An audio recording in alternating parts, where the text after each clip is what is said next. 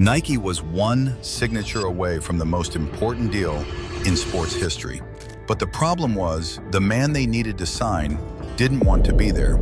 He walked into that room with his arms crossed, his mind already made up, and absolutely no intention of leaving with a contract. He wasn't interested in Nike. He wanted Adidas. Everyone knew it, and yet Nike had bet everything on this meeting. Not some of their budget, not a portion of their resources, everything. Their entire basketball division was on the line, their entire future in the sport, the jobs of everyone in that room. And the man sitting across the table didn't care even slightly. Because here's what makes this story almost impossible to believe. This wasn't a sure thing. This wasn't a guaranteed slam dunk. This was a desperate gamble by a company that was losing, on a player who didn't want them, in a sport they were being humiliated in. And if it failed, Nike would have likely walked away from basketball forever. But something happened in that room. Something nobody planned, something nobody scripted, something that changed the entire financial landscape of professional sports,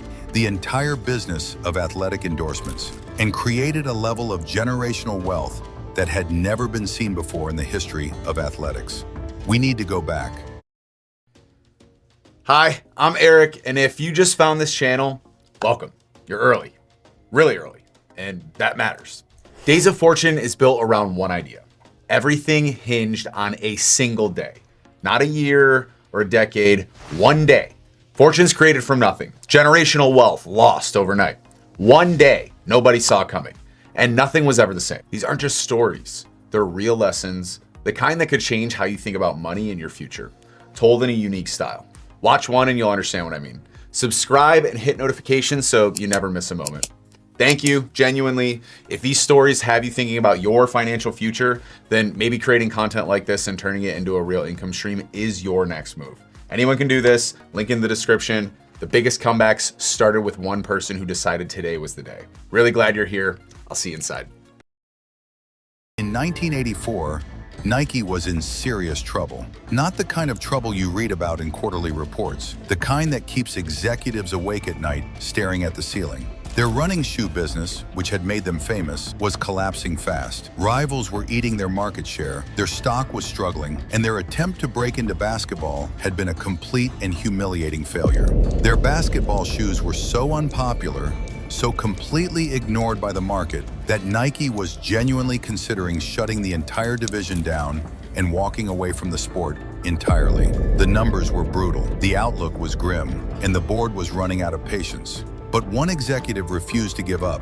Rob Strasser, Nike's head of marketing, believed there was one move left. One player, one signing, one bold financial decision that could change everything. He had been watching a young player out of North Carolina, a player so gifted, so electrifying, so completely unlike anything the sport had ever seen, that Strasser was convinced he wasn't just looking at a great athlete, he was looking at the future of the entire industry. The player's name was Michael Jordan, and he was about to enter the NBA draft. And the timing couldn't have been more critical. Nike had one budget cycle left to make this work. One shot to prove that their basketball division deserved to survive. If they missed on Jordan, there was no next opportunity, no second chance, no plan B waiting in the wings. The entire future of Nike basketball was riding on a player who had never earned a single dollar in the professional game. But here's where the story gets complicated. Jordan didn't want Nike. His heart was set on Adidas, the brand he had grown up idolizing. Nike was his last choice. His agent had to practically force him onto the plane just to attend the meeting. And the numbers Nike was offering were unlike anything seen in sports endorsement history. 5 years, $2.5 million, a signature shoe, his own brand within a brand. Nobody had ever done that before.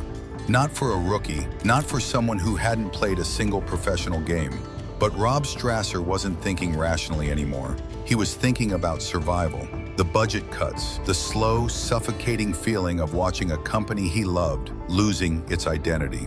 And his solution was to bet everything on a kid who didn't even want to be in the room. The shoe was already waiting, already built, already named. They called it the Air Jordan, sitting in a box, ready for a young man who had no intention of wearing it.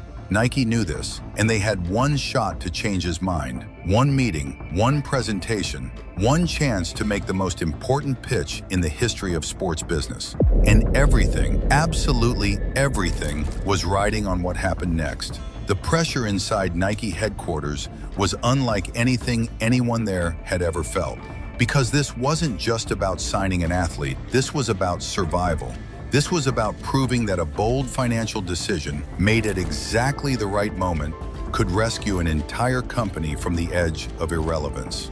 Because if Jordan said no, if he walked out of that room and signed with Adidas, Nike's basketball division was finished. The jobs were gone. The investment was gone. The dream was gone. There was no backup plan. There was no second option. There was only this room, this meeting, this moment. And it all came down to one day. This was the day everything changed, 1984. Nike sat Michael Jordan down and made him an offer that had never existed before in the history of professional sports. Not just a sponsorship, not just a shoe deal, an entire signature line built around him and him alone. His name, his brand, his identity, a percentage of every single sale. For life, the Air Jordan. Jordan's mother, who attended the meeting alongside him, leaned over and told her son he needed to listen, that this was something different, something that had never been offered to an athlete before. Nike had come in with a full multimedia presentation, music, visuals, the complete production. Jordan sat there trying not to be impressed. He was impressed. The deal was worth $250,000 a year for 5 years, plus royalties, plus his own signature line. It was the most lucrative endorsement contract in NBA history at that point, and Jordan hadn't even played a single professional game. His agent called it the greatest financial decision any athlete had ever made.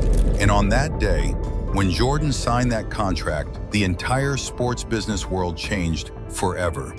Adidas, the brand Jordan actually wanted, passed on making him a competitive offer. They looked at the same player Nike was betting everything on and decided he wasn't worth the investment.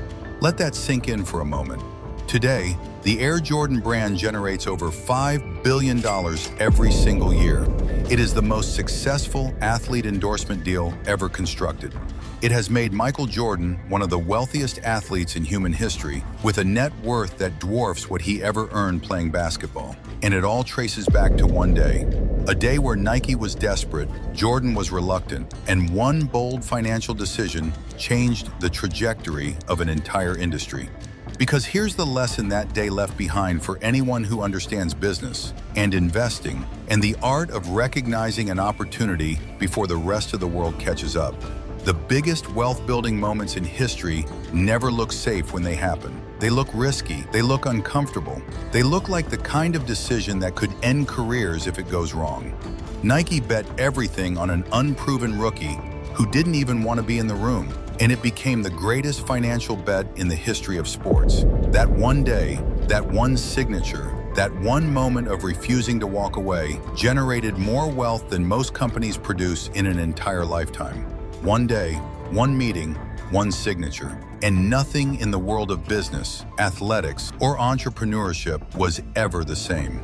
If you thought that was wild, you need to go back and watch the story of the day Blockbuster was handed the future for $50 million and laughed. Check it out here.